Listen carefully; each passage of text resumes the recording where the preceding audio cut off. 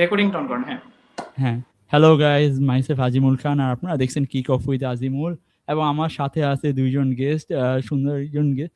একজন হলো football talk with Baten ভাই, এবং কিক্স এন্ড সিক্স এর তাশিক ভাই। ভাই হ্যালো কেমন গাইস, আছেন আপনারা অবস্থা সবাই? আপনাদের সবার?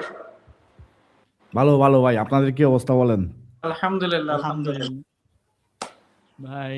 তো আজকে কথা বলবো মূলত আশা হলো ভাই ফুটবল নিয়ে, বাংলাদেশ ফুটবল নিয়ে, এবং বাইরের ফুটবল নিয়ে জানার সম্পর্কে। তো ভাই ফার্স্টে যদি ভাই বাংলাদেশের ফুটবলের এই কথায় আসি বাতেন ভাইয়ের কাছে, তো ভাই কি অবস্থা এখন বাংলাদেশের ফুটবলে? চলতেছে ভাই, খারাপ না। এ বছরটা মোটামুটি ভালো খারাপের মধ্যে দিয়ে গেছে। যেমন হামজা আসলো, সুমিত সোম আসলো, ফাহমিদুল আসলো। আর হামজা ভাইকে মানে পাওয়া এটা অনেক বড় বিষয় আমাদের জন্য 2025 সালে। তো এরপরে আবার একটু এশিয়ান কাপে কোয়ালিফাই করতে পারলাম না। এই যে লাতিন বাংলা নিয়ে টুকিটাকি একটু কন্ট্রোভার্সি হয়ে গেল, অনেক ঝামেলা হয়ে গেল। মানে নেগেটিভ পজিটিভের ভিতর দিয়ে ওভারঅল খারাপ না। এই বছরটা আমাদের ফুটবলের জন্য ভালোই গেছে। উইমেন্স ফুটবলের জন্য ভালো গেছে। আমরা প্রথমবারের মতো নারী এশিয়ান কাপে কোয়ালিফাই করছি। আর মেয়েদের লিগও শুরু হচ্ছে এই বছরের একেবারে শেষের দিকে। তো ওভারঅল ভালো ভালো, মোটামুটি আমার জন্য ভালো। এবং ভাই তাসফিক ভাই, এখন আপনার কি মতামত?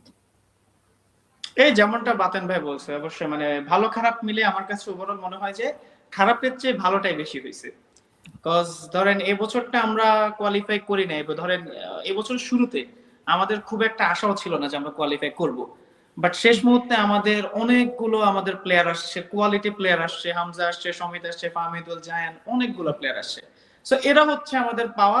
এখন এবছরটা যেমন তেমন গেছে, আমার কোনো সমস্যা নেই, বাট আগামী বছর যে সাপটা আছে, এখন আমার টার্গেট হচ্ছে ওইটা, যে ওইটাই জিততে হবে, আর কোনো কথা না। আর উমেন্স ফুটবলের কথা বললে ওরা তো টপ নচ, ওরা আজকে থেকে না, ওরা আরো আগে থেকে টপ নচ। যদি ওদেরও অনেক কন্ট্রোভার্সি হয়েছে, অনেক কিছু হয়েছে, বাট আমার কাছে মনে হয় যে ওরা এবার যেটা করে দেখাইছে এটা ইতিহাস হয়ে থাকবে। এবং আমি আশা করব তাদের কাছে যে এই জিনিসটা আরো ধারাবাহিকভাবে যেন তারা চালাইতে পারে আর কি। সো ওভারঅল আমার কাছে মনে হয় যে এই বছরটা বাংলাদেশের জন্য খারাপের চেয়ে ভালোটাই বেশি হয়েছে। কোয়ালিফাই করি না সেটা ভিন্ন কথা, বাট ভালোটাই বেশি হয়েছে। আর যদি ভাই বলে আরহামের কথা, যে সে অস্ট্রেলিয়াতে এখন আছে, তো কি মানে বাংলাদেশে পাওয়ার চান্সেস কতটুকু, বা চান্সেস কতটুকু নাই বাতেন ভাই? দেখেন, আমি বলি প্রথমে, এই আরহামের বিষয়টা না আসলে এখন তিনটা পক্ষের উপর নির্ভর করতেছে বলতে গেলে। এক পক্ষ হচ্ছে আরহাম, আরেক পক্ষ হচ্ছে বাফুফে, আরেকটা হচ্ছে এসবিএস কাপ, যেখানে খেলার জন্য মূলত অস্ট্রেলিয়ার অনূর্ধ্ব-20 দলে ডাকা হয়েছে আরহামকে। এখন কথা হচ্ছে, আরহাম যদি খেলতে না চাই বাংলাদেশের হয়ে, এখন বাফুফে কি করতে পারবে বা আমরা কি করতে পারবো? এখন আরেকটা বিষয় হচ্ছে, বাফুফে কি আসলে অ্যাপ্রোচ করতেছে নাকি আরহামকে বাংলাদেশে আবারও ব্যাক করার জন্য? এখন আরেকটা বিষয় হচ্ছে, এসবিএস কাপের রুলস রেগুলেশন কি, ওইটার উপর অনেক কিছু নির্ভর করতেছে। এসবিএস কাপের রুলস রেগুলেশন যদি এমন হয়ে থাকে যে ফেডারেশন চেঞ্জ করতে হবে আরহামকে, অর্থাৎ এসবিএস কাপ খেলার জন্য বাফুফে থেকে অস্ট্রেলিয়ার ফেডারেশনে যাইতে হবে, তারপর খেলতে হবে, তাইলে সেক্ষেত্রে আসলে আমি যতটুকু বুঝতেছি হয়তোবা আমরা আরহামকে হারাতে যাচ্ছি, হয়তোবা। এখন ওই বললাম তো, সবকিছু তিন পক্ষের উপর নির্ভর করতেছে, আর তার থেকে বেশিরভাগ নির্ভর করতেছে হচ্ছে এসবিএস কাপের রুলস রেগুলেশনের উপরে। আচ্ছা, এখন সবাই আবার বলতেছে যে কি, যে আরহামকে যদি বাফুফে মানে না দে, ক্লিয়ারিটি না দে, তো আরহাম মানে চাইলেও মানে সে মানে খেলতে পারবে না বা অস্ট্রেলিয়া, এটা কি আসলেই যে মানে কতটুকু? বা এখন খেলতে তো পারবে না অবশ্যই, কারণ হচ্ছে বাফুফের এখন আরহাম ইসলাম হচ্ছে বাংলাদেশ ফুটবল ফেডারেশনের প্লেয়ার, কারণ আন্ডার-17 খেলছে বাংলাদেশের হয়ে। এখন অস্ট্রেলিয়ার যে কোনো টিমের হয়ে খেলতে কিন্তু যদি ফেডারেশন চেঞ্জ করা লাগে, তাহলে বাফুফে থেকে অবশ্যই এনওসি নেওয়া লাগবে। এখন আপনি একটা জিনিস বলেন, আরহামকে যদি আমরা এনওসি না দিই, আরহামকে যদি আমরা এরপরে ডাক দিই, তাহলে লাভ কি? এখন একটা প্লেয়ার নিজের থেকে এনওসি চেলে অবশ্যই দিতে হবে আমার মতে, বা আমার পার্সোনাল ওপিনিয়নে দেয়া উচিত। আরহাম যদি আসলে এনওসি খুঁজে বাফুফে থেকে, বাফুফের এনওসি দেওয়া উচিত।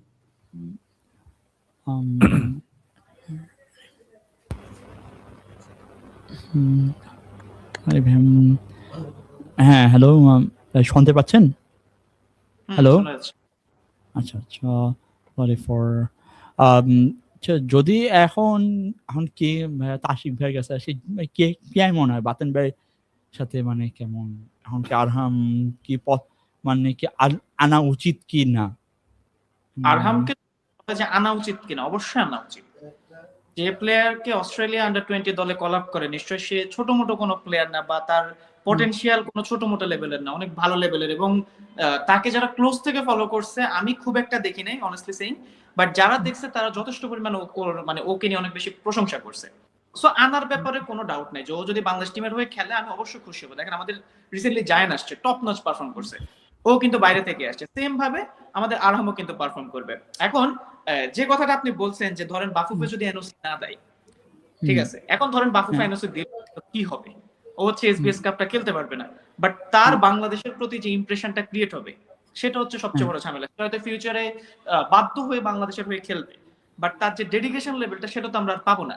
এখন একটা প্লেয়ার জাতীয় দলের হয়ে যখন খেলবে, তার ডেডিকেশন লেভেলটা যদি আমি না পাই, তখন জিনিসটা আসলে আর ওইভাবে ওয়ার্ক করে না। সো বাতেন ভাই যেরকম বললো, যদি সে এনওসি নিজে থেকে চায় তাহলে অবশ্যই তাকে এনওসি দেওয়া উচিত। এবং আমি আশা করি আরহাম এটা করবে না, আরহাম বাংলাদেশের হয়ে খেলবে। জাস্ট আমাদের বাফুফের একটু সদিচ্ছা দরকার, যে তারা সামনে থেকে যদি অ্যাপ্রোচ করে অবশ্যই আমরা প্লেয়ারটাকে পাইলেও পাইতে পারি।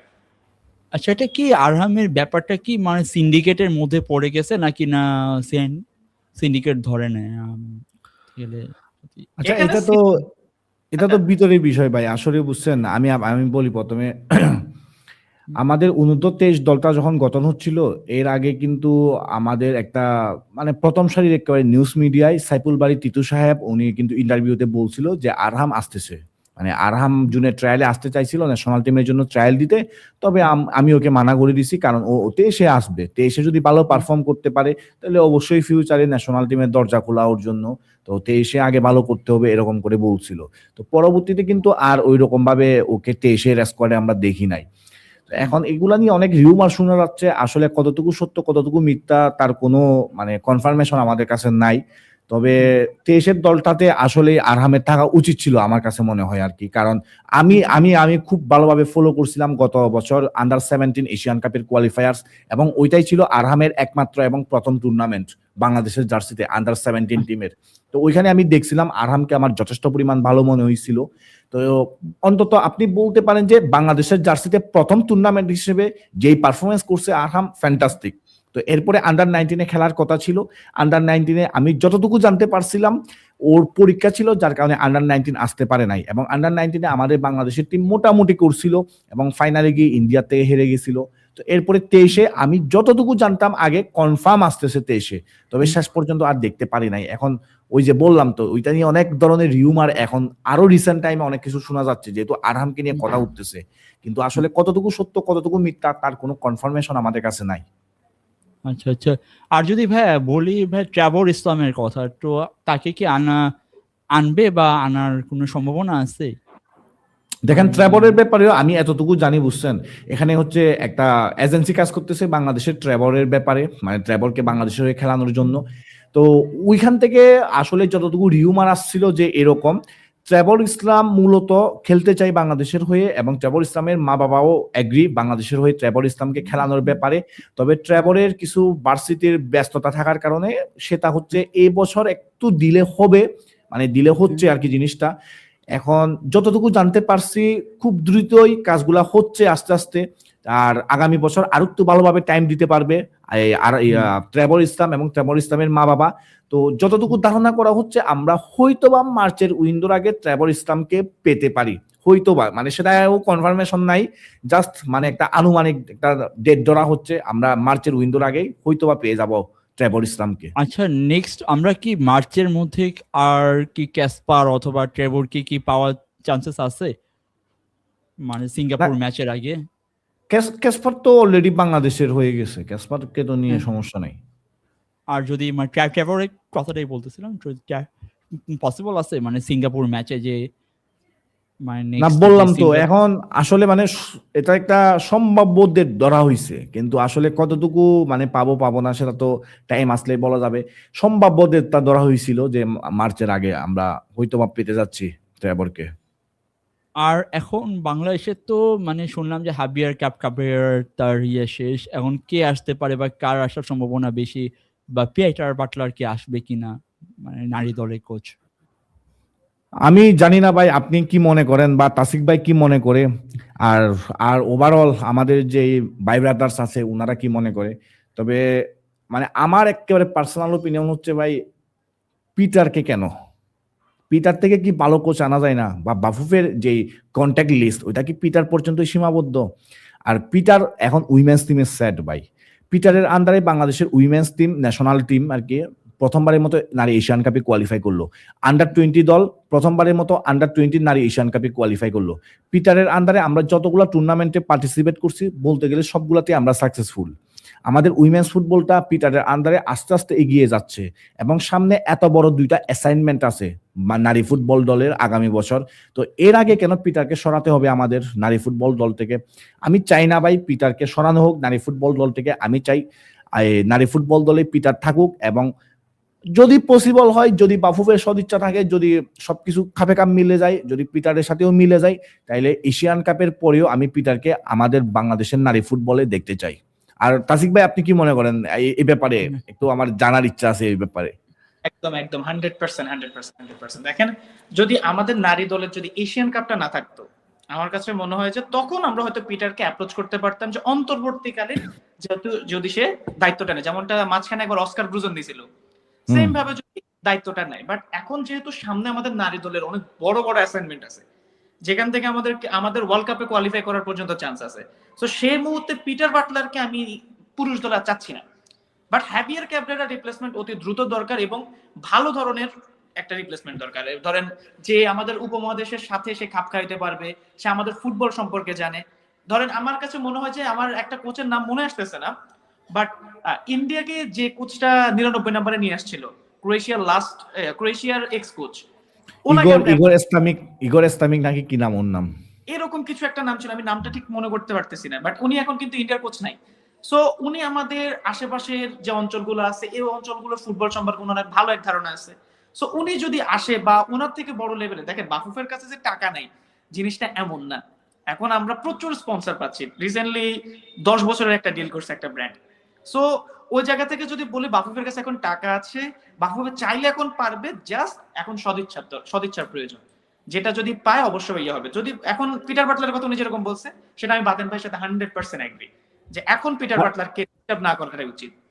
আর ভাই আরেকটা জিনিস তো আমরা দেখছিলাম, যুব ক্রীড়া মন্ত্রণালয় থেকেও একটা বাজেট দেওয়ার কথাবার্তা শুনছিলাম, মানে কোচের জন্য। ওই জন্যই বললাম যে টাকা পয়সা কোনো একটা প্রবলেম না, বাফুফের কাছে এখন যথেষ্ট স্পন্সর আছে। তো এখন কাকে আনার পসিবিলিটি আছে, বা নাকি আবার হাবিয়ারকে রাখার চান্সেস আছে? পসিবিলিটির কথা বললে সেখানে একটা ঝামেলা আছে। দেখেন আমরা কেউই ওই রকম ভাবে স্কাউট লেভেলের লোকজন না।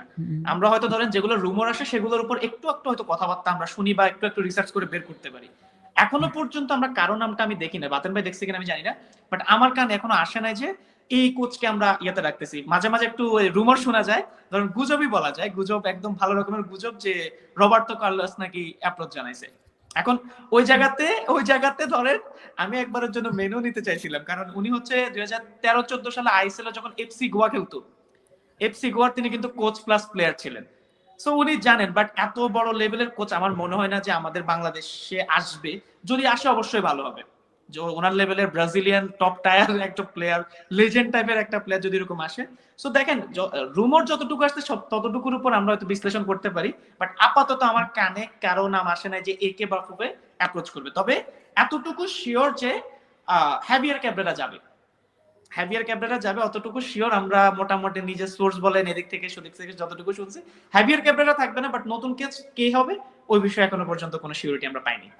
আচ্ছা, নতুন কোচ আসলে কি মানে হামজা বা সামির সোমদের সাথে কি মানে পরামর্শ করে আনা হবে, নাকি না বাফুফে যাতে সেই সিদ্ধান্ত নেওয়া হবে? বাফুফে যাকে ভালো মনে। আমার একটা ছোট্ট একটা অপিনিয়ন আছে। জিনিসটা হচ্ছে কি, দেখেন আগে বাংলাদেশ ফুটবলের খবর কয়জনে রাখতো? যখন হ্যাভিয়ার ক্যাবরেরাকে অ্যাসাইন করা হয় তখন কয়জনে রাখতো? খুব বেশি লোকজন ছিল না। কিন্তু এখন বাফুফের মধ্যে সবকিছু আছে। বাফুফের এখন স্পন্সর আছে, স্পন্সরদের ডিল করতে হবে, আপনার সমর্থকরা আছে তাদেরকে ডিল করতে হবে, উগ্রপন্থী সমর্থক আছে তাদেরকেও ডিল করতে হবে। এখন সব জায়গা থেকে ওরা যদি এখন এসে এলোমেলো একজন কোচকে নিয়ে আসে, অবশ্যই কেউ মেনে নিবে না। তো এই জায়গাতে আমার কাছে মনে হয় যদি বাফুফে এই ডিসিশনটা নেয় যে তারা হামজা সমিতির সাথে যোগাযোগ করবে না বা পরামর্শ নেবে না, তাহলে তারা ভুল করবে। বাট ওদের সাথে যোগাযোগ করে ওদের সাথে সবকিছু মিলিয়ে যদি করে, আমার কাছে মনে হয় যে এটা হবে একটা বেস্ট ডিসিশন, আমার কাছে যতটুকু মনে হয়।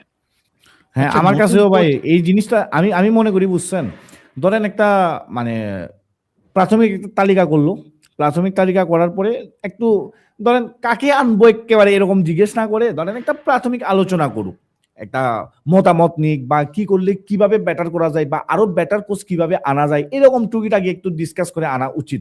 কারণ ভাই উনারা ভাই অন্য লেভেলের প্লেয়ার, তো অবশ্যই উনাদের থেকে যদি আমরা পরামর্শ নিতে পারি এগুলো ভাই খারাপ কিছু হবে না। আর উনারা যেরকম ডেডিকেশন নিয়ে বাংলাদেশের ফুটবলে আসছে, বাংলাদেশের জার্সি গায়ে মাঠে পারফর্ম করতেছে, কখনো কখনো খারাপ কিছু উপদেশ দেবে না বা খারাপ কিছু বলবে না, বাংলাদেশের ফুটবলের ক্ষতি হোক এমন কিছু বলবেও না, করবেও না।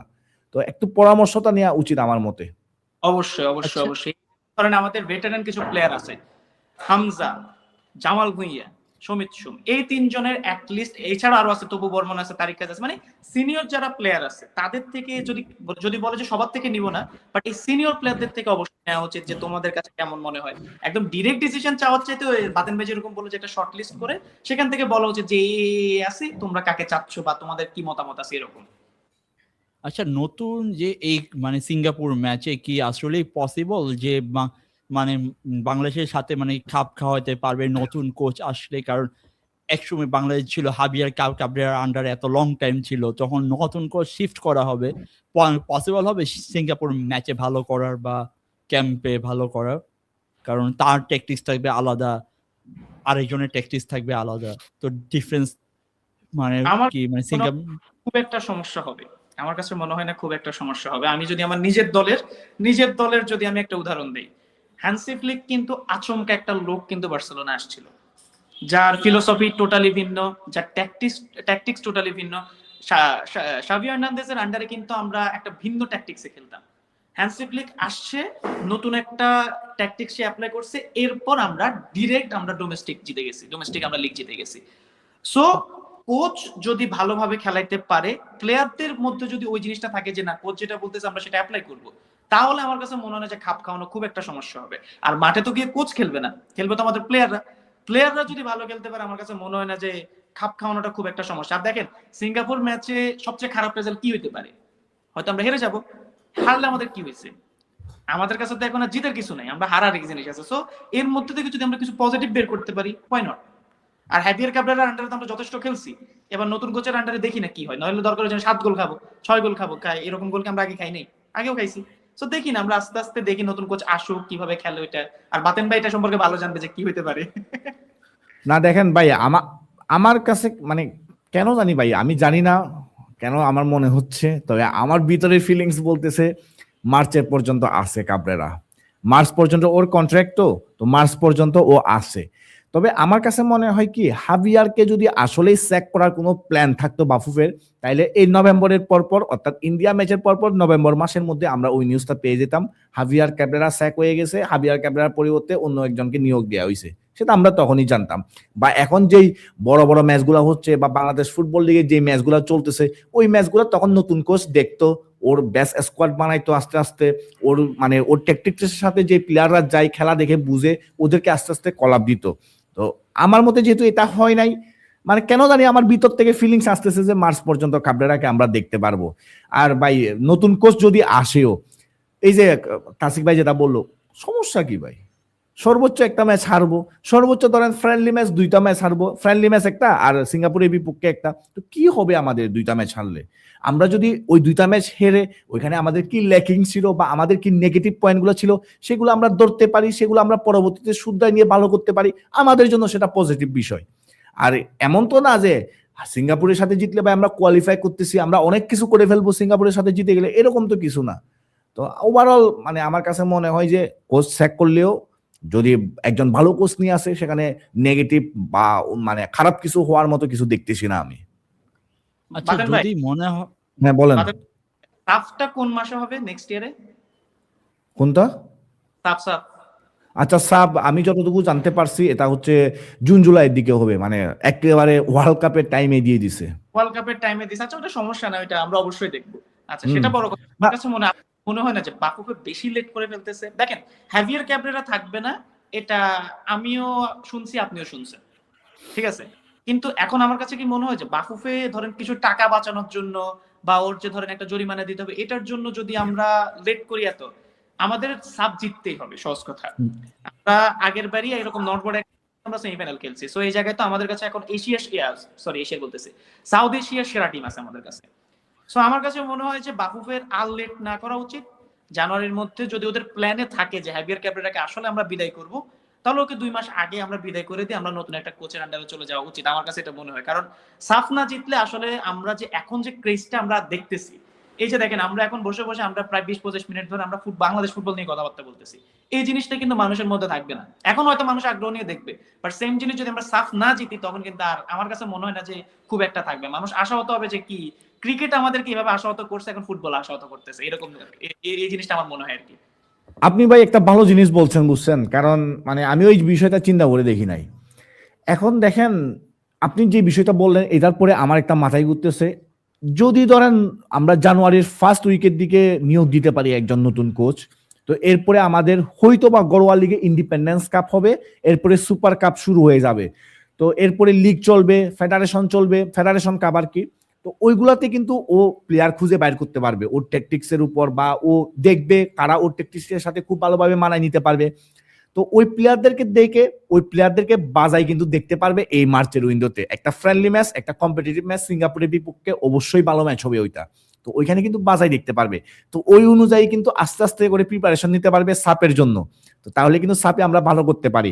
আর হয়তোবা জামালের শেষ একটা বড় টুর্নামেন্ট এই সাব চ্যাম্পিয়নশিপটা হতে যাচ্ছে আমাদের জামাল ভুঁইয়ার। তো জামাল ভুঁইয়া কিন্তু ওই রকম আঙ্গার ইঙ্গিতে কথাবার্তা বলা শুরু করছে।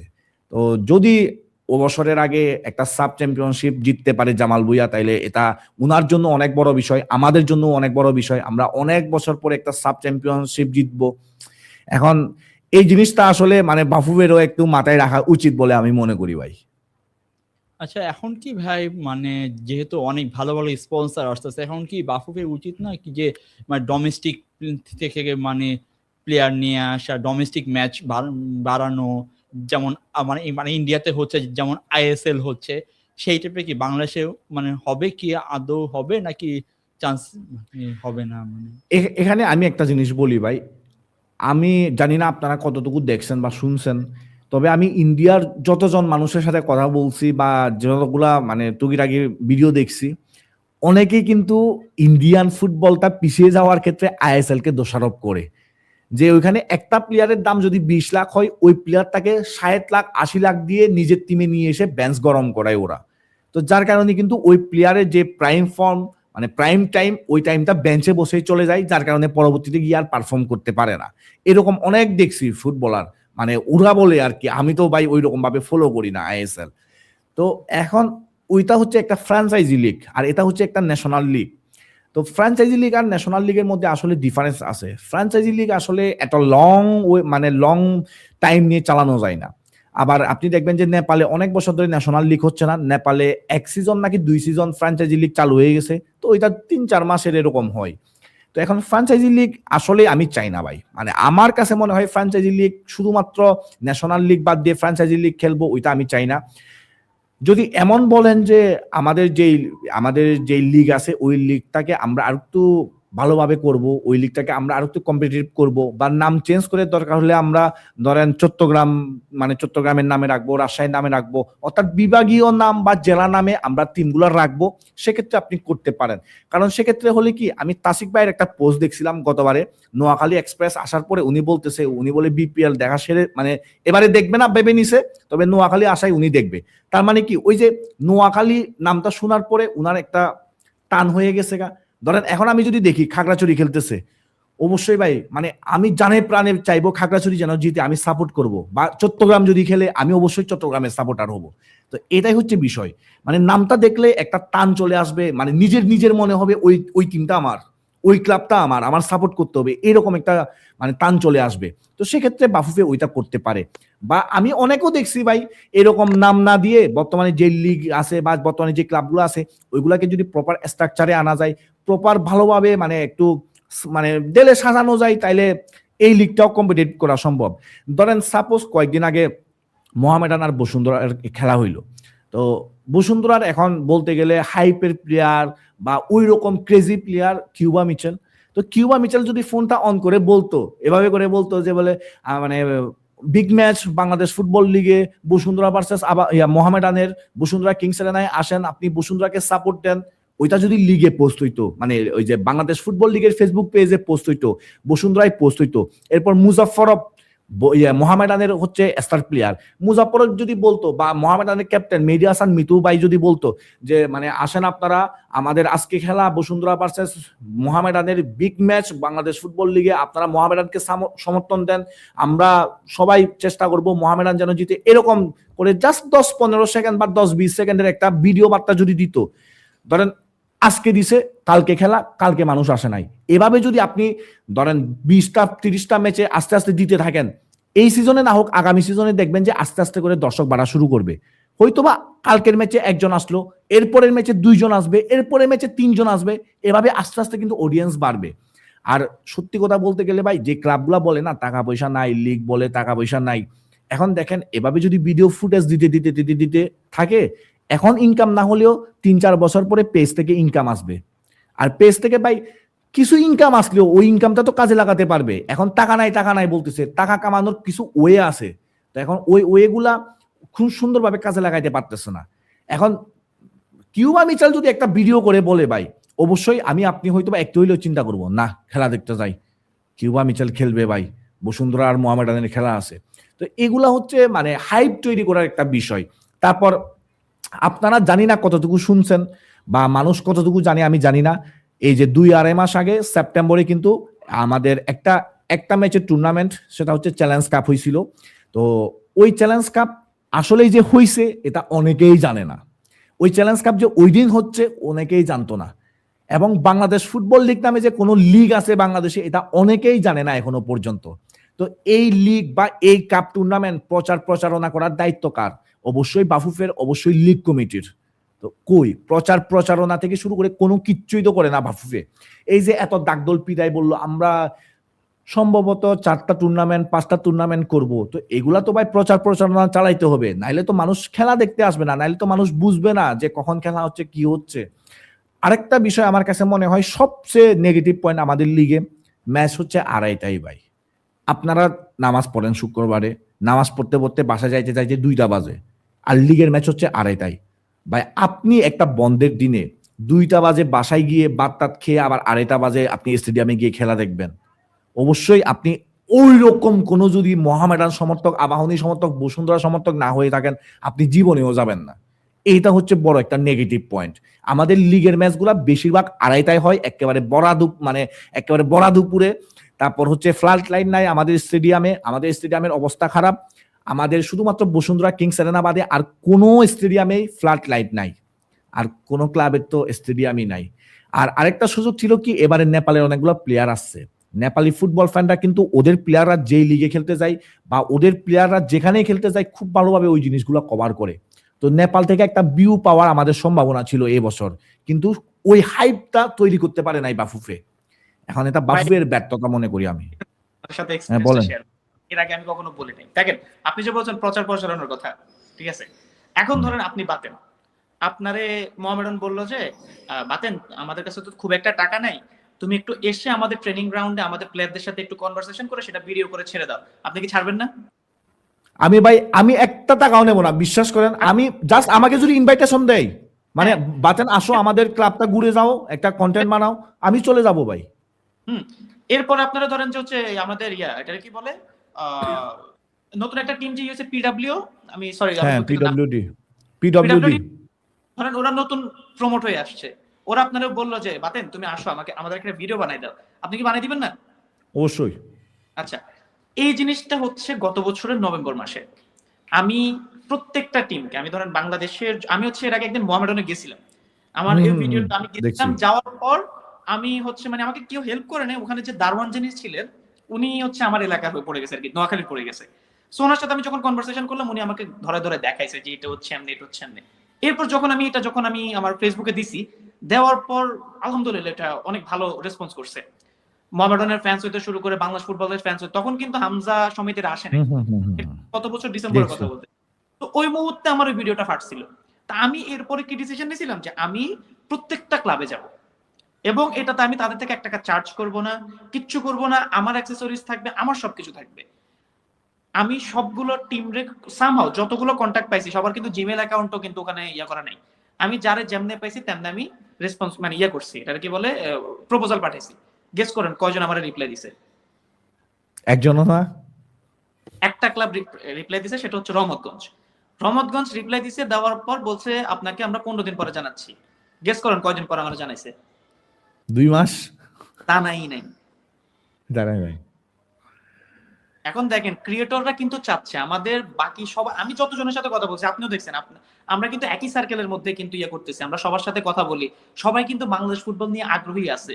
এখন দেখেন আমি মোহামেডানের সামনে থেকে ফিরে আসব, আমার অবশ্যই আমি একটা ভিডিও বানাইতে গেলে আমার এডিটরের চার্জ আছে, আমার থাম্বনেলের চার্জ আছে, আমি তো ওগুলো চাচ্ছি না। আমি চাচ্ছি আমার প্রপার একটা আমাকে অ্যাক্সেস দেন, আমাকে অ্যাক্সেস দিলে আমি ওই অ্যাক্সেস অনুযায়ী আমি খেলাটা দেখবো, আমি খেলাটা দেখবো বলতেছি, ক্লাবটাকে দেখবো, আমি ক্লাবটার ইতিহাস তুলে ধরবো।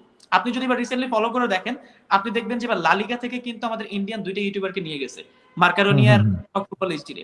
এখন দেখেন ওরা এদেরকে অ্যাক্সেস দিয়ে ওদের সেভিয়া ক্লাবটা ঘুরে দেখাচ্ছে, রিয়াল বেটিসকে দেখাচ্ছে।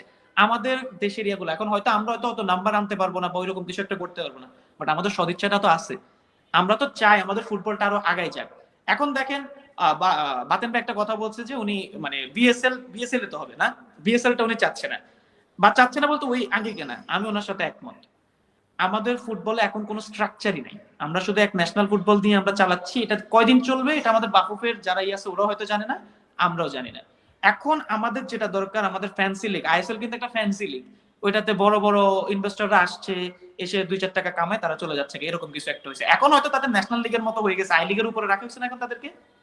না না, এখন হচ্ছে না, এখন আইএসএলটা নিয়ে বুঝছেন, মানে হাইকোর্টের সিদ্ধান্ত হওয়ার কথা, ওইটা নিয়ে মানে এই যে 2-3 দিন আগেও দেখলাম অনেক জগা খিচুড়ি হচ্ছে ভাই, অনেক ঝামেলা। এখন আই লিগকে তো সেকেন্ড ডিভিশনে রেখে দিছে, এখন আইএসএল হবে নাকি এটা নিয়েও সন্দেহ চলতেছে। ওইটা জানি। এখন দেখেন ধরেন হইছে, ধরেন কয়েক বছর তো চালাইছে ওরা, কয়েক বছর তো দেখেন আইএসএল রে আমি এই জায়গাতে ইন্ডিয়ান ফুটবল আমার কাছে মনে হয় যে ভুল করছে, ওরা যে উঠতে পারেনি, সেম ভুলটা আমাদের করা উচিত না। আইএসএলটাকে ফার্স্ট ডিভিশন তারা বানায় ফেলছে, যেটা একদমই দরকার ছিল না। আই লিগের জায়গায় রাখতো, আই লিগের ক্লাবগুলো আলাদা রাখতো, আইএসএল এর ক্লাবগুলোকে আলাদা রাখতো, একটা ফ্যান্সি লিগ, যেটা আমি বাংলাদেশে চাই। যে যেমন ধরেন আমার যেহেতু এখন আমার বিএফএলটা খুব একটা লোক দেখতেছে না, আপনি বললেন যে 2টা বাজে নামাজ শেষ, 2:30 বাজে খেলা, তখন স্টেডিয়ামে কেউ যায় না, টিভিতেও তো কেউ দেখে না। এখন খেলাটা দেখবে কেমনে? খেলাটা দেখার জন্য তো এখন দেখেন রাতের বেলা, রাতে 2টা পর্যন্ত আমি জেগে থেকে আমি বার্সেলোনা খেলা দেখতেছি, কারণ আমার চোখ ওই জিনিসটা দেখতে বাধ্য করতেছে আমারে, আমি খেলাটা উপভোগ করতে পারতেছি। বাট বাংলাদেশের ফুটবলে আপনি যখন ব্রডকাস্টটা দেখতেছেন তখন কি করবেন? ওই ব্রডকাস্ট থেকে খেলা দেখা যায়? তাও দেশের টানে আপনি খেলা দেখতেছেন, আমি খেলা দেখতেছি, বাট এটা কয়দিন? আপনি ইংল্যান্ডের 5ম ডিভিশনের খেলা দেখলেও দেখবেন যে এদের সবকিছু আমাদের থেকে বেটার। এখন এটা কেন? আমাদের কি ওইরকম টাকা পয়সা নেই? অবশ্যই টাকা পয়সা আছে, অবশ্যই টাকা পয়সা আছে সব দিক থেকে। এখন দেখেন বাফুফের এই যে লিগটা করতেছে, এই লিগও কিন্তু স্পন্সর আছে, টিভি রাইট ওরা ইয়ে করতেছে, তার মানে কি টাকা আসতেছে। এখন জাস্ট আমাদের একটা স্ট্রাকচার দরকার। এখন স্ট্রাকচারের কথা বলতে গেলে বলবেন হয়তো কি ভাই তাহলে আগামী বছর থেকে শুরু হবে? না, লম্বা একটা স্ট্রাকচারে যাবে যে কিভাবে আমাদের ক্লাবগুলো হবে, কিভাবে সবকিছু ইয়ে করবে। এখন মোহামেডান নাম হচ্ছে ঢাকা মোহামেডান, নাম হচ্ছে ঢাকা আবাহনী, খেলা হচ্ছে কোথায়? কুমিল্লায়। কুমিল্লাতে। তাহলে মানুষ টানটা ফিল করবে কেমনে? কুমিল্লার মানুষ কেমনে ঢাকা মোহামেডানের সাথে ফিল করবে?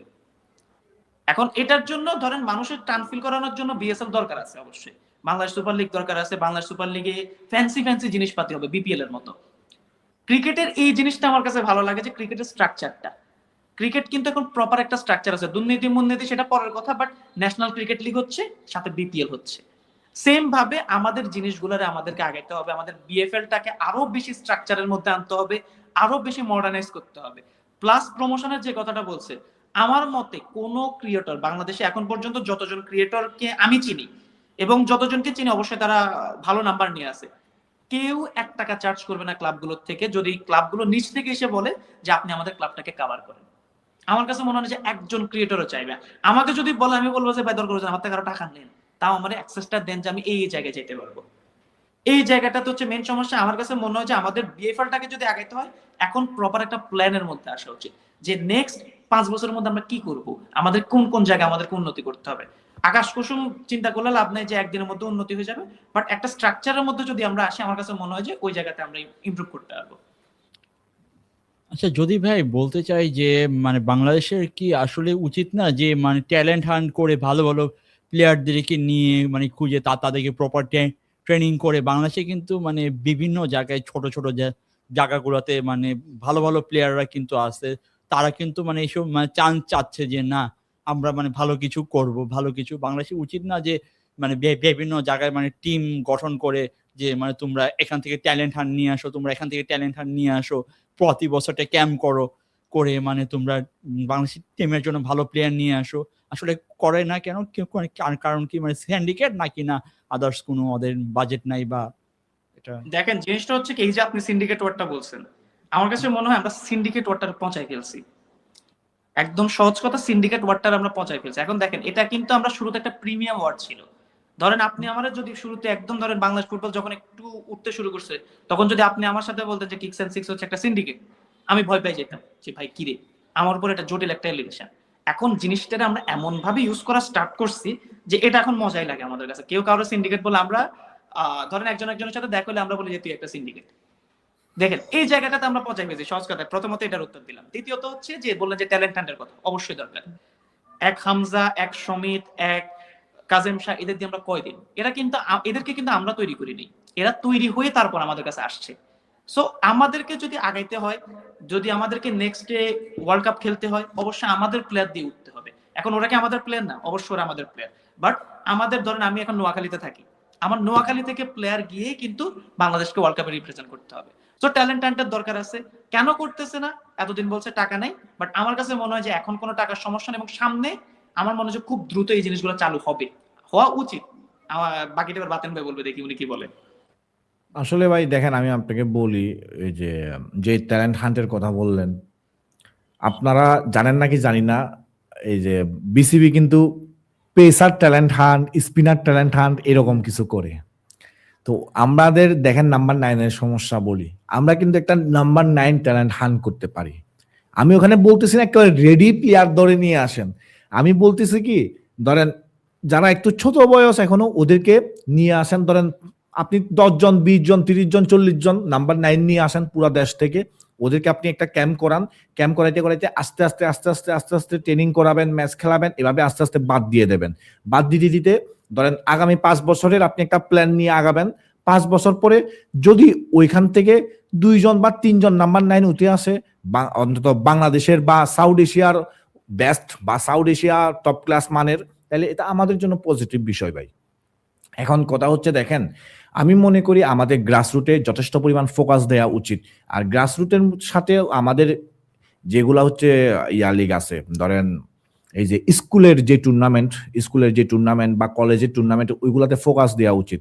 যেমন আমি গতবারে একজন ইন্ডিয়ান ইউটিউবারের সাথে লাইভ করতেছি, উনি বলতেছে ওইখানেও অনেক ফুটবলার টাকার কারণে খেলতে পারে না, এখানেও এমন অনেক ফুটবলার আছে যারা টাকার কারণে খেলতে পারে না। ধরেন আমার মা বাবা খুব গরিব, আমি খেলতে পারতেছি না, তো এখন আমি একটা স্কুলে পড়ি, স্কুলের টুর্নামেন্ট হলে আমার যেহেতু ফুটবল খেলি, আমি ফুটবল ভালোবাসি, আমার ফুটবলের প্রতি একটা আলাদা রকমের টান আছে, অবশ্যই আমি স্কুল টিমের হয়ে খেলার চেষ্টা করব ওই স্কুল টুর্নামেন্টটা। তো স্কুল টিমের হয়ে খেলতে কিন্তু আহামরি কোনো টাকা পয়সা লাগে না, বা স্কুল জার্সি টার্সি সবকিছু প্রোভাইড করে। আর ফুটবল ভালোবাসি হিসেবে বুথ তো থাকবে, আর বুথ যদি না থাকে স্কুল সেটা প্রোভাইড করে, আমি দেখছি অনেক ক্ষেত্রেই। তো আমি ধরেন স্কুলের টুর্নামেন্ট খেলতে গেলাম এবং খুবই ভালো পারফর্ম করলাম, খুবই ভালো পারফর্ম করে আমাকে ওইখান থেকে হচ্ছে বিকেএসপি অফার করবে, বা ওইখান থেকে আমাকে বাফুফে মানে সামনে ফিউচারের জন্য রেডি করার দায়িত্বটা নেবে। যেটা হয়েছিল এই ঋতুপর্ণা, মারিয়ামান্দা, এই যে সানজিদা, এই যে মনিকা চাকমা, রূপনা চাকমা, এদের ক্ষেত্রে ওরা কিন্তু বঙ্গমাতা ফুটবল টুর্নামেন্ট থেকেই উঠে আসছে। বঙ্গমাতা ফুটবল টুর্নামেন্ট খেলার পরে এক একজন বিকেএসপি গেছে, ওইখান থেকে বাফুফে ক্যাম্প, বাফুফে একাডেমি, ওইখান থেকে আস্তে আস্তে আস্তে আস্তে করে ফিউচারের জন্য ওরা রেডি হয়ে গেছে। এখন ওদেরকে আপনারা দেখতেছেন বাংলাদেশের নারী দলে খুবই ভালো পারফর্ম করতেছে। আমার এই কারণে মনে হয় যে আমাদের এই স্কুল টুর্নামেন্ট, কলেজ টুর্নামেন্ট, এগুলাতে খুব বেশি ফোকাস দেওয়া উচিত, বিশেষ করে স্কুল টুর্নামেন্ট। আর তার সাথে অবশ্যই আমাদের গ্রাসরুট নিয়ে কাজ করতে হবে। কারণ আমি আরেকটা বিষয় বলি, আমার কাছে ভাই অনেকেই বলে যে আমাদের 11টা প্লেয়ার প্রবাসী ফুটবলার নিয়ে বানানো উচিত, এটা আমি বিশ্বাস করি না। আমার মতে প্রবাসীর মতো আসবে, আমার মানে ঘরোয়া যারা মানে একেবারে মানে ঘরোয়া ক্লাব থেকে উঠে আসবে বা ঘরোয়া ফুটবল থেকে উঠে আসবে, ওরা আসবে। দুইজনের মধ্যে বা দুইটা সেক্টরের মধ্যে যেই ব্যস্ত হবে আমি ওকে খেলাবো। সেটা দরকার হলে 11 জন ঘরোয়া ফুটবলার হোক, সেটা দরকার হলে 11 জন প্রবাসী ফুটবলার হোক, দরকার হইলে 11 জন ঘরোয়া এবং প্রবাসী ফুটবলার মিক্সার হোক, যেভাবে হোক না কেন, যেই বাংলাদেশের ফুটবলের জন্য বেস্ট সেই খেলবে স্টার্টিং 11-এ, সেই খেলবে বাংলাদেশের ফুটবলের জার্সিতে। এখানে প্রবাসী আলাদা, ঘরোয়া ফুটবলের মানে প্লেয়ারগুলো আলাদা, এইরকম ডিফারেন্স করার কোনো কারণ নাই, কোনো রিজন নাই। যেই বেস্ট সেই খেলবে। আর এই যে লং টার্মের কথা বলি, আমরা ফুটবল কালচার বিল্ড আপ করতে চাই, ফুটবল স্ট্রাকচার বিল্ড আপ করতে চাই, আমরা লং টার্মে ভালো করতে চাই, লং টার্মে ওয়ার্ল্ড কাপ খেলতে চাই, সেক্ষেত্রে কিন্তু আমাদের গ্রাসরুট ফোকাস দিতে হবে। কারণ আপনার যদি গড়ের থেকে যদি প্লেয়ার উঠে না আসে, আপনি সার্ভাইভ করাটা খুবই কঠিন হবে। হয়তো আপনি দুইটা টুর্নামেন্ট মানে নেক্সট দুইটা ওয়ার্ল্ড কাপ কোয়ালিফাই করবেন, তবে এরপরে যদি প্রবাসী ফুটবলার আসা বন্ধ হয় বা ওই লেভেলের প্রবাসী ফুটবলার না আসে, তখন কিন্তু আপনি বেকায়দায় পড়ে যাবেন। তো তার কারণে লং টার্মে যদি প্ল্যান থাকে, আমাদের অবশ্যই গ্রাসরুটের দিকে আমাদের ফোকাস দেওয়া উচিত, আমি মনে করি আর কি। ও মানে তাহলে এখন কি বাফুফে কি এটা প্ল্যানে রাখছে যে করবে বা করবে না? মানে এখন কি মনে হয়, মানে আদৌ কি বাফু ছোট্ট একটা উদাহরণ আছে, সেটা হচ্ছে আমরা মরক্কো এবার হচ্ছে ব্রাজিলের গ্রুপে পড়ছে, সবাই জানেন সেটা। এবং ব্রাজিল যারা ফ্যান আছে, ব্রাজিলিয়ান যারা ফ্যান আছে, তারা কিন্তু খুব ভালোই ভয় পাচ্ছে। মরক্কো কিন্তু যে কোনো কিছু একটা করতে পারে, এবং গত ওয়ার্ল্ড কাপে তারা কিন্তু সেমিফাইনালে খেলছে। এখন এই মরক্কো কিন্তু সেমিফাইনালে খেলার পিছনে ওদের বিশাল একটা প্ল্যান ছিল। ওরা কিন্তু একদিনে উঠে আসে নাই। ওরা ওদের ইতিহাসের সবচেয়ে লোয়েস্ট পজিশনে পর্যন্ত ওরা গেছিল। সেই জায়গা থেকে ওরা কামব্যাক করে ওরা এখন ওয়ার্ল্ডের টপ 10 এর মধ্যে একটা, টপ 10 টিমের মধ্যে একটা, আফ্রিকার একটা টিম যারা এবার ওয়ার্ল্ড কাপে ব্রাজিলকে শক্তভাবে মানে একটা সাইজ করার মতো ওরা অ্যাবিলিটি রাখে এরকম। এখন ওরা কি করছিল, এটা হচ্ছে আমি বহুত আগে একবার একটা আমার ভিডিও বানাইছিলাম, যেটা এখন পর্যন্ত আমার হাইয়েস্ট ভিউজ, ঠিক আছে। সো ওই জায়গাতে ওরা কি করছিল, ওরা আমাদের মতো এখন আমরা যে পজিশনে আছি ওরা সেম পজিশনে ছিল। ওদের ফুটবলটা অত বেশি আগাচ্ছিল না। দেন ওদের যারা সরকার মহলে যারা লোক আছে, ওরা হচ্ছে একটা প্ল্যানে চলে আসছে যে ওরা হচ্ছে ওদের যারা অরিজিন প্লেয়ার আছে ওদেরকে তারা দেশে আনবে। দেশে আনছে, আনার পর ওরা কিন্তু থেমে থাকে নাই। ওরা কি করছে, ওরা ওদের যতগুলো জেলা শহর বা ধরেন বিভাগীয় শহর আছে, সব জায়গায় ওরা হচ্ছে একাডেমি করছে। একাডেমি করে এখান থেকে অরিজিন প্লেয়ার আসতেছে, এখান থেকে একাডেমির প্লেয়ার আসতেছে। একটা সময় পর দুইটা যখন ব্লেন্ড করছে, তখন তারা ওয়ার্ল্ডের one of the best team হয়ে গেছে। সেম জিনিসটা এখন আমাদেরকে ফলো করতে হবে। ডোমেস্টিক আমাদের আগাইতে হবে, অরিজিন প্লেয়ার আমাদের আনতে হবে। যে বেস্ট, বাতেন ভাই যেটা বলছে যে আমাদের এটা কোটা হিসেবে তো খেলানোর দরকার নাই, যে আজকে আমাদের ডোমেস্টিক থেকে খেলবে 8 জন, আমাদের অরিজিন প্লেয়ার আসবে খেলবে 3 জন, এটা আমাদের দরকার নেই। দুইটা থেকেই প্লেয়ার আসুক, দুইটা থেকে প্লেয়ার এসে শেষ পর্যন্ত যে যারে বিট করে স্টার্টিং 11-এ খেলতে পারে। এখন দেখেন মরক্কোতে এখন শুরুতে কিন্তু অনেকগুলো প্লেয়ার স্পেন থেকে আসছিল, ইভেন লামিন ইয়ামাল সেও কিন্তু মরক্কো তার অরিজিন আছে। সো এরকম অনেকগুলো স্প্যানিশ প্লেয়ার আছে যাদেরকে তারা আনছে, এবং হচ্ছে আমার যতটুকু মনে হয় যে আমাদের এখন বর্তমান বিশ্বের ওয়ান অফ দ্য বেস্ট, না বেস্ট রাইট ব্যাকের কথা যদি বলি, আশরাফ হাকিমি, ও কিন্তু মরক্কোর অরিজিন প্লেয়ার। ও মরক্কোতে আসছে, মরক্কোতে খেলা শুরু করছে। এরপর একটা প্লেয়ারের কথা আমরা সবাই জানি, যারা পর্তুগাল ফ্যান আছে বা রোনালদো ফ্যান আছে তারাও জানে, এননেসেরি যে হেড গোলটা দিছিল, হেডে যে গোলটা দিছিল, ও কিন্তু ওদের একাডেমি থেকে আসা প্লেয়ার। সো দেখেন একটা টিমে তারা কিভাবে ইয়ে করছে, তারা ব্লেন্ড করছে অরিজিন প্লেয়ার প্লাস তাদের ডোমেস্টিক থেকে আনা একাডেমিক প্লেয়ার গুলো দিয়ে। সেম ফরম্যাটটা বাংলাদেশকে ফলো করতে হবে। বাংলাদেশ অরিজিন প্লেয়ার অলরেডি আসতেছে, এবং আমরা অনেকগুলো প্রতিভাবান ফুটবলারকে আমরা শুনতেছি। যেমন কয়দিন আগে হচ্ছে আমরা একটা ইয়াতে নাম শুনছি, হচ্ছে যে প্রিমিয়ার লিগ 2 এর প্লেয়ার অফ দ্য মান্থ হয়েছে। আমি নামটা এখন মনে পড়তেছে না, বাতেন ভাই যদি ইয়ে করেন। ফারহান আলী ওয়াহিদ, ফুলহামে। দেখেন ও আসতেছে, তো ওকে আমরা কনভিন্স করতে হবে যে তুমি আমাদের দেশে আসো। আমাদের দেশে আসলে তুমি একটা ফুটবলের কালচার পাবা। এখন দেখেন হামজা চলে আসছে দেশপ্রেমের কারণে, এখন অনেকগুলো প্লেয়ার থাকবে যারা বলবে যে এই দেশে তো ফুটবলের কালচার নাই, আমার ফিউচারে কি হবে। এক হামজা আছে, এখন আমাদেরকে আরো হামজা বের করে আনতে হবে। ওদেরকে কনভিন্স করতে হবে, দেখো আমাদের একটা ফুটবলের কালচার আছে, আমাদের ডোমেস্টিক লেভেলে অনেক বেশি পরিমাণ ইয়ে আছে, প্রতিযোগিতা আছে, তুমি আসো সেই প্রতিযোগিতাতে আসো। সেই প্রতিযোগিতাতে আসার পর তারপর তুমি যদি কোয়ালিফাই করো, তুমি আমাদের দলের হয়ে খেলতে পারবা। এখন প্লেয়ার বাইরে আছে, আমরা আনতেছি না, এরকম করলে জিনিসটা হবে না। দুইটা জায়গায় বেন্ড করতে হবে, বেন্ড করার পর আমাদের যা আসে সেটা দিয়ে আমাদেরকে খেলতে হবে। আসলে এটা কি ভাই ইয়া করতেছে ওরা কি, মানে কি, মানে যেমন মরক্কো আপনি বললেন একটু আগে মরক্কোর ব্যাপারে, এটা কি আসলে মানে বাংলাদেশ তো আমরা দেখতেছি যে মানে এক সাতকে দিয়ে খেলাচ্ছে বা একটা প্লেয়ারের উপর মানে ওরা ডিপেন্ডেন্ট হচ্ছে, যেমন আবার ওরে মানে যেমন হাবিয়ার কাবরেরা কিন্তু মানে সাতকে প্রতি ম্যাচেই নামাইতো, জাস্ট ওই খারাপ খেললেও নামাইতো, ভালো খেললেও নামাইতো। আমরা কিন্তু হয়ে যাচ্ছিলাম কি একটা হামজার উপরে ডিফেন্সে, যেমন হামজা কিন্তু পারলেও সে মানে গোলকিটা সে মানে মানে যে গোল পোস্টটা সে সামলাইতে পারে না, বাকি সব কিন্তু সে সামলাইতেছে। এটা কি আসলে আমরা কি পারি না যে মানে যারা মানে কোয়ালিফাই করে 9 নাম্বার হামজা যে পজিশন, হামজা যে ইয়াতে হামজার সাথে খাপ খাওয়া যে প্লেয়ারটা ইয়া করতে পারে তাদেরকে আমরা নিয়ে মানে খেলানোর ইয়াটা। অবশ্যই অবশ্যই। এখন দেখেন একটা জিনিস আমাদেরকে সবাই মাথায় রাখতে হবে যে ফেভারিটিজম সব জায়গায় থাকবে। এখন আমরা 3 জন মিলে কাজ করতেছি, এখানে আমাদের মধ্যে সবার একজন না একজন ফেভারিট থাকবে, আছে না? অবশ্যই আছে। সেম জায়গাতে হয়তো সাদউদ্দিন হাবিয়ার ক্যাবরেরার ফেভারিট থাকতে পারে, বাট জিনিসটা হচ্ছে কি এই জন্যই তো আমরা হাবিয়ার ক্যাবরেরাকে চাচ্ছি না। সহজ কথা, আমরা তো এই জন্য হাবিয়ার ক্যাবরেরাকে চাচ্ছি না যে সে ফেভারিটিজম বেশি করতেছে। আমি জানি না এটা ট্রু কিনা, বাট দেখে তো এটাই মনে হচ্ছে যে সে ফেভারিটিজম বেশি করতেছে। এখন এই জায়গাটা থেকে আমাদেরকে বের হইতে হবে, আমাদেরকে প্রপার প্লেয়ার এনে বসাইতে হবে। আমাদের প্লেয়ারদের কোয়ালিটি যে এখন হামজা পর্যন্ত যায় নাই সেটা আমরা ভালো করেই জানি, আমাদেরকে এই জিনিসটা আপডেট করতে হবে। সহজ কথা হলো এটা, কোচ আমাদের ভালো আসবে, বাট আমাদের প্লেয়ার যদি ভালো না থাকে সেই জায়গায় আসলে আমরা কিছু করতে পারবো না। সহজ কথা। আসলে কি এটা কি আমরা কি আসলে দেখতে পাচ্ছি যে এটা কি আমরা মানে হামজা নির্ভর হচ্ছে, যে মানে হামজা কিন্তু মানে সে তার মানে সঙ্গ দেওয়ার মতো খালি একমাত্র সামিত সম্পর্কেই পাচ্ছে, আর অন্য কোনো ভালো প্লেয়ার পাচ্ছে না। যেমন আপনি মানে জামাল ভুঁইয়ার কথাই ধরেন, জামাল ভুঁইয়াকে মানে হাবিয়ার কাবরিরা যখন ছিল তখন কিন্তু তাকে বেঞ্চে বসিয়ে রাখতো। এটা কি আসলে কি বাংলাদেশে ফুটবলের মানে কালচারটাকে নষ্ট করতেছে না, যে আমরা এক ইয়া হয়ে যাচ্ছি। যেমন এখন আমরা যদি দেখি যে যারা ব্রাজিল ফ্যান তারাও হয়তো দেখবে যে না মানে যখন কার্লো আনচেলত্তি ব্রাজিলে যখন ইয়া করলো তখন কিন্তু সে আগে ছিল কি আমরা নেইমারের উপরে ডিপেন্ডেন্সি ছিলাম, কার্লো আনচেলত্তি আসার পরে সে বললো যে না নেইমারকে আমরা নেইমার বাদেও কিন্তু খেলার সে প্ল্যান করতেছে, যে না এক নেইমারকে না প্রত্যেকটা নেইমার যাবে। এটা কি আমাদের উচিত না যে সেইভাবে মানে করার?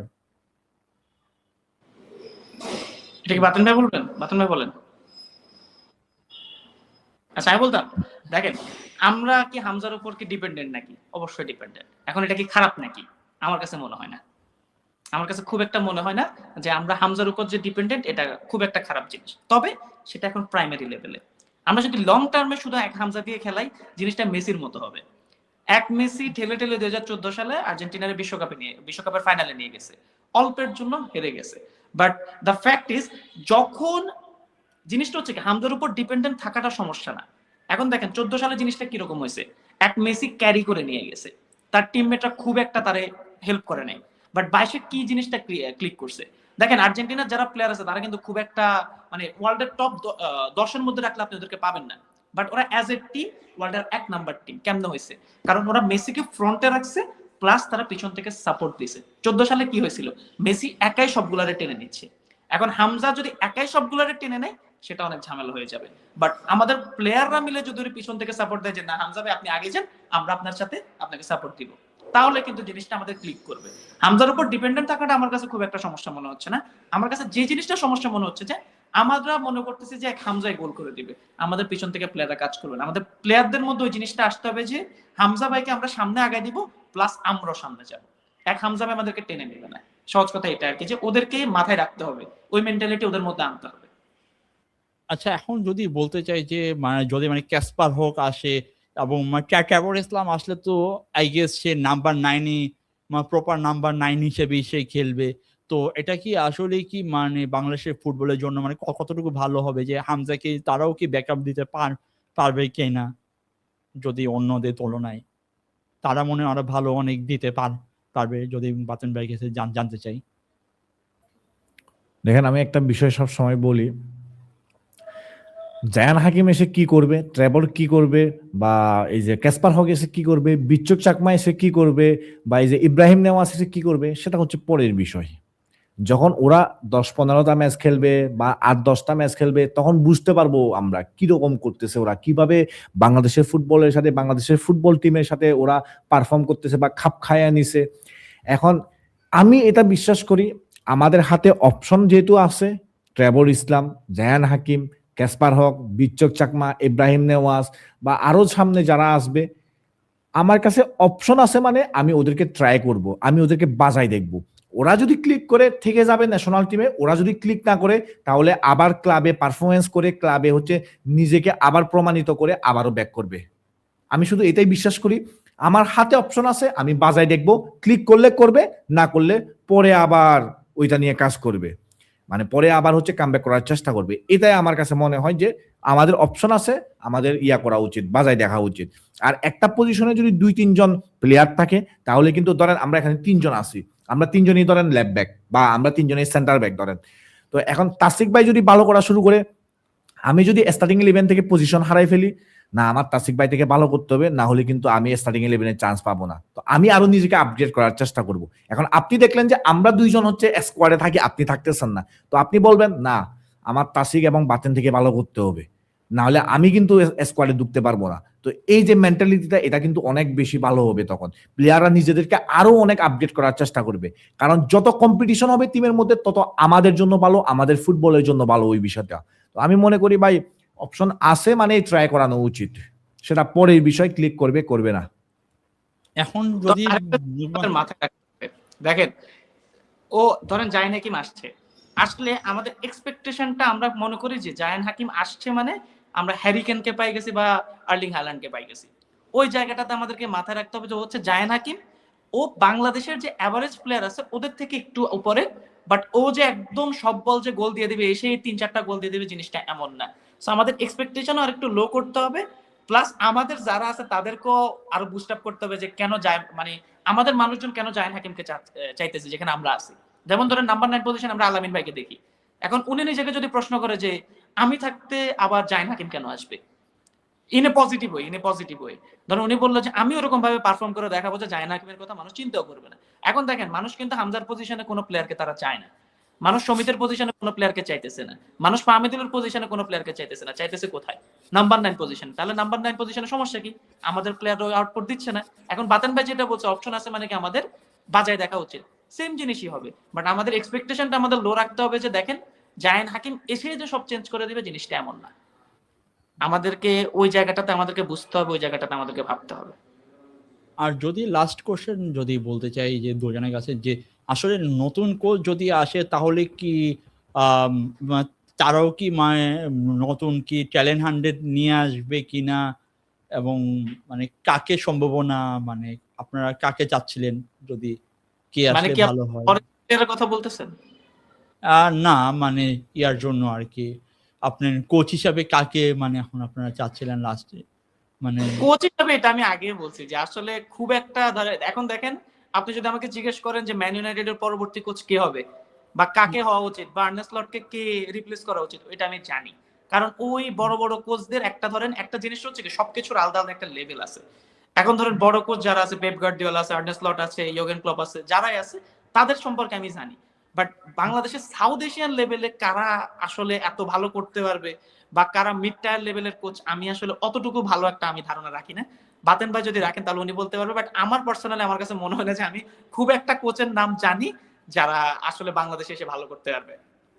আর যদি ইয়ার কথা বলতে চাই যে মানে আপনি অস্কার ব্রুজনের কথা বলতে চাই, যে মানে ছিল সে এখন ইন্ডিয়াতে, তাকে কি অ্যাপ্রোচ করা যেতে পারে? কারণ সে যে ভালো একটা কোচ, সে এখন ইন্ডিয়াতে চলে গেছে, তাকে কি আনা পসিবল কিনা, আনা বা তাকে পসিবল, আনলে কত আনা মানে পসিবলের কথা যদি বলি, তাকে আমরা হচ্ছে যদি একটা প্রজেক্ট দেখাই প্লাস টাকা যদি এরকম ভাবে অফার করি অবশ্যই সে আসবে। বাট আমার কাছে মনে হয় যে আমরা অস্কার ব্রুজনকে কেন, উনি কিন্তু বাংলাদেশের একটা সময় অন্তর্বর্তীকালীন কোচ ছিলেন, কয়েকটা ম্যাচ খেলাইছেন, কয়েকটা ম্যাচ বা একটা ম্যাচ আমার ঠিক মনে নাই, বাট আমার মনে আছে ওই ইয়াতে যে উনি একটা ম্যাচ একটা মনে ম্যাচ হয়। উনি খেলেন। তো আমার কাছে মনে হয় না যে ওনাকে না, আমার পার্সোনাল অভিমতে আমি মনে করি না যে উনি আমাদের জন্য রাইট সুইটেড। আমার কাছে মনে হয় যে এর থেকে ভালো জায়গায় আমাদের যাওয়া উচিত। আমাদের যেহেতু এখন প্লেয়ার আছে, আমাদের যেহেতু এখন কোয়ালিটি আছে, সো ওই জিনিসটাকে যারা ভালোভাবে ইউটিলাইজ করতে পারবে সেরকম একটা কোচ লাগবে। তো এটা কি মানে সাউথ এশিয়ান থেকে আসলে ভালো হয় নাকি না ইউরোপ থেকে মানে প্ল্যান আছে, যেমন স্প্যানিশ, যেমন হাবিয়ার ক্যাপ্টেনরা ছিল স্প্যানিশ, তো মানে এই টাইপের কোচ? ইউরোপ তো অবশ্যই ভালো, ইউরোপ বা ল্যাটিন থেকে আসলে অবশ্যই তারা হায়ার এক্সপিরিয়েন্স তাদের থাকবে। ওই জায়গা থেকে আমার মনে হয় যে ইউরোপ বা ল্যাটিন থেকে আসলে ভালো। তবে যদি এশিয়ান কোনো ধরেন কিংবদন্তি প্লেয়ার যদি আসে তাহলে আরো ভালো, যদি তারা আসে আমার কাছে মনে হয় না যে খুব একটা খারাপ হবে। আমি এই বিষয়ে বুঝছেন ভাই সবসময় একটা কথাই বলি, এশিয়া হোক, সাউথ এশিয়া হোক, আমেরিকা হোক, ইউরোপ হোক, যেখান থেকে হবে হোক কাকা ভাই, ভালো কোচ হইলে হয়েছে। ভালো কোচ একজন হইলে ভালো কোচ লাগতেছে জাস্ট। আর আমরা ভাই ইউরোপ বলে যে একেবারে সেরা কোচ হবে ভাই, ইউরোপের কোচ তো পেপ গার্দিওলা বলতেছি, সরি, হাভিয়ার ক্যাবরেরা। তো হাভিয়ার Low budget- ক্যাবরেরাকে এখন কেন সরাইতে চাচ্ছি? তো এটাই হচ্ছে বিষয় ভাই, যেখান থেকে হোক ভালো কোচ হইলেই চলবে, এত কিছু দেখার বিষয় নাই। টাকার দরকার নাই। আবার যদি লাস্ট আরেকটা কোশ্চেন ছিল যে মানে যদি আমার নতুন কোচ আছে সেও কি মানে সেই ফেভারিটিজমটা করবে, যে যেমন হাবিয়ার ক্যাবরেরা করলো, যেমন পসিবিলিটি আছে, যেমন কি বাংলাদেশ সমর্থক কি পরেও কি তাকে চাইবে যে না সেও থাকুক? মিস্টার আজিমুল খানকে আমরা হচ্ছে বাংলাদেশ টিমের কোচ বানাই দিলাম, আপনি করবেন ফেভারিটিজম? না ভাই, মানে এখন যদি ভাই মানে বাফুফে থেকে প্রেশার আসছে, বাফুফে থেকে যদি আমাকে করে, তখন তো ভাই আমাকে ভাই পিটার বাটলারের উপর কি প্রেসার দেয় নাই? হ্যাঁ সবার উপরে প্রেসার আছে। জিনিসটা হচ্ছে কার নিয়ত কি সেটা আমিও জানি না, আপনিও জানেন না, বাট তার আগে আমাদেরকে বাজায় দেখতে হবে, আমাদেরকে দেখতে হবে যে আসলে কি করতেছে। ফেভারিটিজম থাকবে, তো আপনাকে আগেই বলছি যে ফেভারিটিজম সব জায়গায় থাকবে। এটা যেমন ধরেন আমি এখন স্টুডেন্ট পড়াবো, আমার একজন ফেভারিট স্টুডেন্ট আছে যারা আমি একটু এক্সট্রা কেয়ার দিব, এটা সব জায়গায় হবে, এটা আসলে ইয়ার মতো না, বাট ওই সবকিছুর মাঝখানেই ভালো করতে হবে। আপনার কি মনে হয় আর্জেন্টিনা টিমে ফেভারিটিজম নাই? আপনার কি মনে হয় ব্রাজিল টিমে ফেভারিটিজম নাই? আমি একটা জিনিস বলি, পিটারকে নিয়ে অনেক সমালোচনা হয়েছে, দেখছেন তো হুম, উনার ডিসিশন নিয়ে। তো উনার ডিসিশন নিয়ে এখন হয়তোবা 2-3 জন প্রশ্ন তুলে 100 জনের মধ্যে, কিন্তু কাবরেরার ডিসিশন নিয়ে এখন 95-96 জন প্রশ্ন তুলতেছে, 1-2 জন প্রশ্ন তুলতেছে না। আর অন্যদিকে পিটার বাটলারের ডিসিশন নিয়ে 2-3 জন প্রশ্ন তুলতেছে, বা 4-5 জন প্রশ্ন তুলতেছে, 95-96 জন প্রশ্ন তুলতেছে না। মূলত পিটার হচ্ছে উনার ডিসিশনের মধ্যে গিয়ে রেজাল্ট বাইর করে দিচ্ছে, উনার ডিসিশনের মধ্যে গিয়ে উনার মানে যেই নিজের সেলফ ডিসিশন গুলো নিচ্ছে, ওইগুলোর মধ্যে দিয়ে বাংলাদেশের নারী ফুটবলটাকে এগিয়ে নিয়ে যাচ্ছে, যেটা কাবরেরা করতে পারতেছে না। তো কাবরেরা যদি মানে এই উনার যে ডিসিশন, কাবরেরা সাহেবের উনার ডিসিশন গুলা দিয়ে যদি বাংলাদেশ এশিয়ান কাপে কোয়ালিফাই করতো, আপনি এই প্রশ্ন করতেন? জীবনেও করতেন না, আমিও জীবনেও করতাম না। এটাই হচ্ছে বিষয়, এটাই হচ্ছে কথা আর কি। এক্স্যাক্টলি জিনিসটা হচ্ছে একবার কোচ আসে আমার সাথে কারোর জানি কথা হচ্ছিল, মানে সেখানে বাতেন ভাই ছিলেন, কেউ একজন বলছিল যে দেখেন হ্যাভিয়ার ক্যাবরেরা কিন্তু খারাপ কোচ না, হ্যাভিয়ার ক্যাবরেরা মোটেও খারাপ কোচ না। ও বাংলাদেশে যখন হামজা চৌধুরী ছিল না, সমিত সোম ছিল না, তখন সে বাংলাদেশে মিডফিল্ডে কেমনে খেলতে হয় ওইটা ওদেরকে শিখাইছে। বাট এখন যে কোয়ালিটি বাংলাদেশে আছে সে অনুযায়ী হ্যাভিয়ার ক্যাবরেরা ওই লেভেলের কোচ না। এই জায়গাতে হচ্ছে মেন সমস্যা। আর হ্যাভিয়ার ক্যাবরেরার একটু সমস্যা হচ্ছে কি, ও মানে ইয়া করে না, কমপ্লেন করে না, ওর কোনো কিছুতেই কমপ্লেন নেই, যার কারণে মানুষের ওর প্রতি কমপ্লেন বেশি।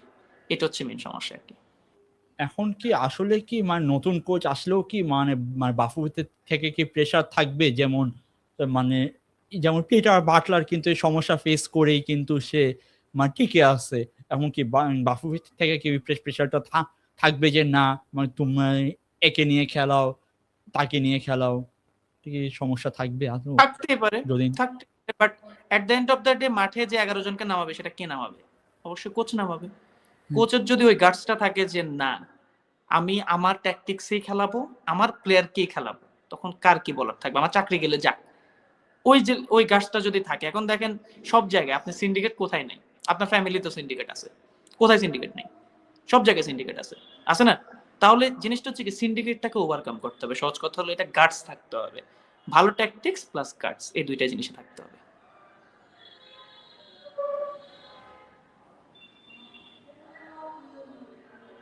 হ্যাঁ হ্যাঁ, আজমল ভাই, হ্যালো হ্যালো, উনার মনে হয় নেটের ইস্যু। নেটের ইস্যু হয়ে গেছে। আপনি কি লাইভ করবেন এখন? আমি 6টায় লাইভ করব, এই নাসরিন স্পোর্টস একাডেমির ম্যাচ আছে। ও আচ্ছা আচ্ছা আচ্ছা আচ্ছা। কোথায় দেখেন খেলাগুলো? খেলাগুলা হচ্ছে ইউটিউবে দেখা যাচ্ছে ভাই, আনপ্রফেশনালিজম বুঝছেন। সানজিদার ছবি নাসরিন স্পোর্টস একাডেমির থাম্বনেলে লাগাই দিছে, আবার ইস্ট বেঙ্গলের থাম্বনেলেও লাগাই দিছে। ওইটা নিয়ে একটা ভিডিও করলাম, 5:30টায় আপলোড হবে। কি একটা কাহিনী! মজা মজা আচ্ছা। মজা। ভাইয়া সরি ফর আমাদের মাই নেট। এবার শেষ করে দেন, এবার শেষ করে দেন। হ্যাঁ হ্যাঁ হ্যাঁ হ্যাঁ মানে শেষ করে দিব।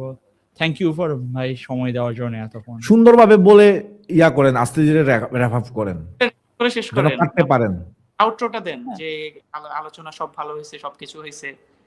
হ্যালো গাইজ, তো আশা করি আলোচনাগুলো আপনার শুনে ভালো লাগলো।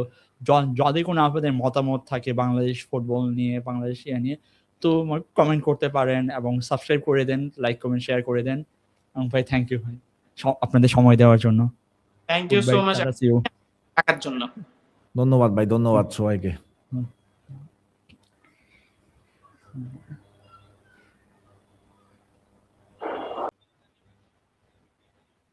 হ্যালো গাইজ, আপনারা যা দেখছেন আমি একটা সুন্দর একটা জার্সি পরে আছি। খুব কমফোর্টেবল জার্সিটা, আসলে অনেক কমফোর্টেবল বলতে গেলে। এটা হলো, এই কোয়ালিটিটা হলো বিডি প্রিমিয়াম। আপনারা যদি বিডি প্রিমিয়াম পরে হলো অথেন্টিক ভালো ভালো জার্সি নিতে চান, তো আপনারা যোগাযোগ করতে পারেন ড্রিম স্পোর্টস বিডিতে। তারা খুবই আপনাদের ভালো জার্সি প্রোভাইড করবে। এটা খুবই একটা ভালো আমি যেমন পরে আছি, এটা পর্তুগালের জার্সি, ইজ অ্যামেজিং, এবং পরে বুঝে যায় না যে একটা কিছু পরে আছি ভাই, এমন কোয়ালিটি অ্যামেজিং, টপ নচ। হাতের সব গ্রিপগুলো খুবই সুন্দর, দেখতে পাচ্ছেন হয়তো আপনারা, সুন্দর কলারগুলোও সেই আপনারা যদি এই টাইপের আরো অনেক ধরনের জার্সি তাদের স্টকে আছে, আমি হয়তো তাদের লিঙ্ক এবং সবকিছু দিয়ে দিব। Go and check it out. Thank you.